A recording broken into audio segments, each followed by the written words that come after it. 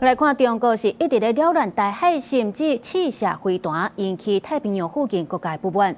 美國的聯邦參議員達克厄斯受到邀請來到台灣參加這海洋國際論壇。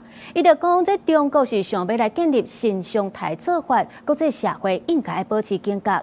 因後，咱海委會主委關佩玲嘛呼籲民主的國家，就要建立預警處理的機制，反對中國改變現狀。Listen up, China Coast Guard 14602.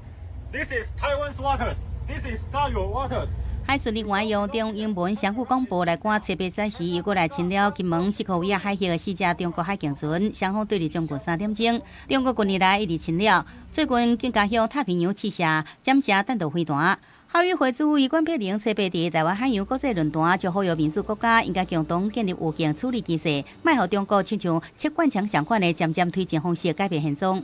我們必須討論，我們要維持的現狀是什麼？哪些行動正在侵蝕現狀？灰色地帶侵擾的黃線在哪裡？紅線又在哪裡？我所說的黃線不一定意味着軍事的反擊，紅線也不應該等到戰爭爆發才存在。We must enhance monitoring and early warning capabilities regarding maritime activities. Technology such as satellites, sonars, sensors, and uncrewed systems will all help to detect aggressive actions and enhance transparency. 國際社團訪問台灣的民主黨籍美國參議員達克沃斯也受邀請參加，對中國進行講在台灣東部海峽進行執法巡查。達克沃斯講，這是中方想要建立新的正常的這做法，那台灣國際社會都應該保持警覺。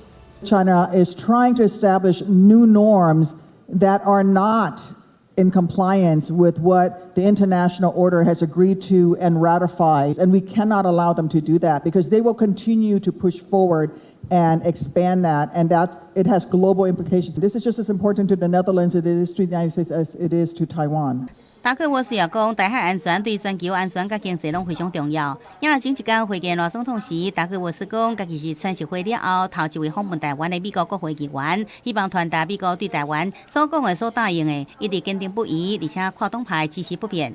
記者綜合報道。